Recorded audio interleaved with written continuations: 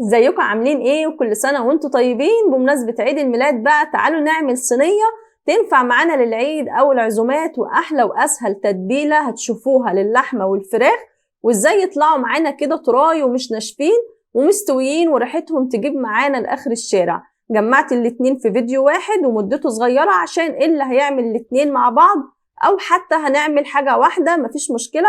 حطوا بقى لايك لو الفيديو عجبكم، ولو انتم مش مشتركين في القناة يا ريت تشتركوا وتفعلوا جرس كل هيوصلكوا اشعارات بكل الوصفات اللي بننزلها. يلا بينا كده نشوف الاول تتبيلة اللحمة معايا.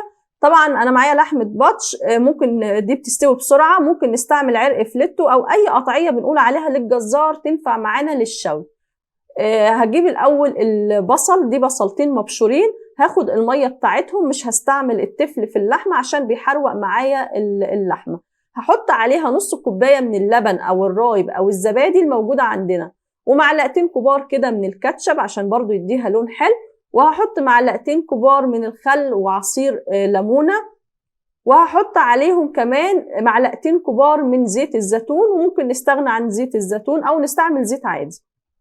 هحط بقى معلقة من الشطة ومعلقة من الكمون، فلفل اسود، كزبرة، معلقة من الملح، معلقة من البصل البودر، وهندي تقليبة بقى للحاجات دي كلها كده مع بعض. بصوا التتبيلة سايلة معايا ازاي، ما فيهاش اي حاجة تخلي اللحمة يعني تحروق معايا، دي تعمل معايا بقى تطرية للحمة وتخليها تستوي بسرعة وتبقى حلوة وريحتها حلوة.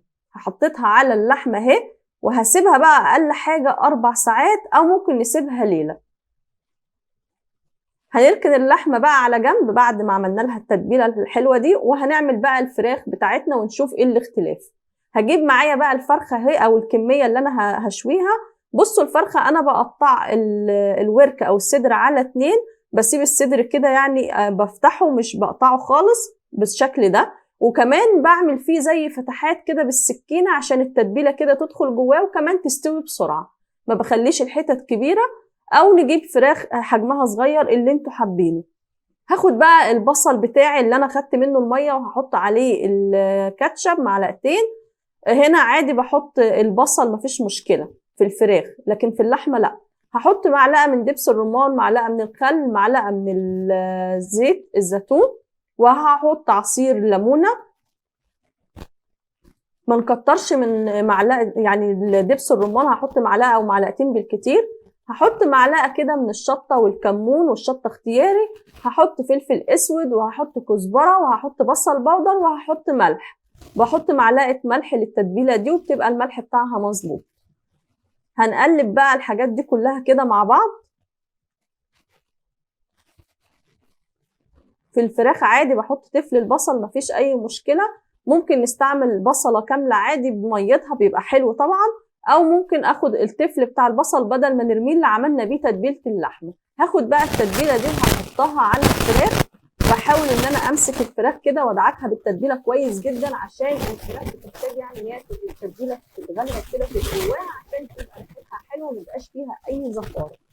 هشيل المعلقه وهستخدم ايدي كده عشان تبقى تاخد كده من التتبيله كويس قوي بالشكل ده اهو. خلصنا الفراخ بتاعتنا، هنركنها زي ما اتفقنا 4 ساعات او ليله. تعالوا بقى للفحم، انا دي طريقتي في الفحم، بحطه على البوتاجاز اولع شويه منه وبعدين بحطه على باقي كميه الفحم، وابدا ان انا اهوي كده لحد ما الاتنين يولعوا مع بعض، وبعد ما يهدوا شويه برص بقى الفراخ في الاول. بحط الفراخ لان هي بتاخد وقت عن اللحمه، زي ما اتفقنا لازم تكون قطعيه ما بتاخدش وقت على النار عشان ما تنشفش معايا، دي اهم حاجه هي القطعيه بتاعه اللحمه. بالنسبه للفراخ بقى رصيتها وقفلت كده الشوايه بعد ما النار هديت خالص عشان ما تتحرقش معايا وتبقى مش مستويه من جوه. هبدا اهوي كده وهتابعها من وقت للتاني، وبعد كده هقلبها على الناحيه التانيه. حسيت ان في ناحيه يعني حته ما استوتش كويس عادي ممكن ما اقلبهاش. بعد ما بقلبها على الناحيه التانيه وتستوي معايا واحس كده ان النار هديت وبطلت تطلع الدخان، بعرف كده ان هي استوت تمام ما فيهاش اي حاجه. وبصوا شكلها عامل ازاي، تحفه مستويه من جوه.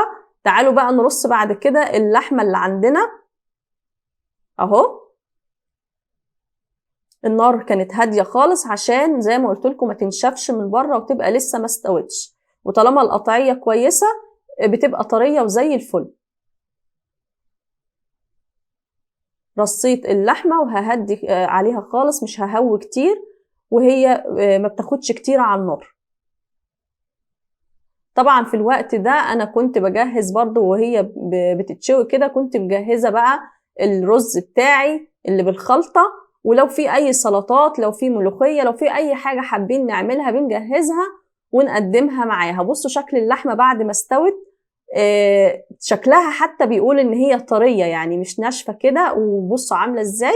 هبدأ ارصها كده على الصينية او قدموها بالشكل اللي انتوا حابينه. انا حطيتها كده رصيتها بالشكل ده، كنت حابة اعمل شكل صينية حلو كده. طبعا انا ما كنتش عاملة الصينية دي في العيد، عشان كده نزلتها بدري. انا كنت عاملاها من قبل كده فقلت انزلها لكم في العيد. هرص بقى الفراخ اهو في الناحية التانية. انا هنا عامله كيلو من اللحمه وعامله فرخه، طبعا تقدروا تعملوا الكميه اللي انتوا عايزينها. اهو رصيت الفراخ بتاعتي، وكنت كمان عامله سلطات تاني، بس ما عرفتش ان انا احطها على الصينيه، اكتفيت بان انا اخلي شكل الصينيه كده يعني، عشان كمان ما عملتش الطريقه فيها، ما صورتهاش، فاكتفيت بان انا اقدم الحاجات دي كده. ده كان فيديو النهاردة، يا رب يكون عجبكم. لو وصلتوا معايا لحد هنا ما تنسوش تكونوا حطيتوا لايك للفيديو. وده كان فيديو النهاردة، وكل سنة وانتم طيبين.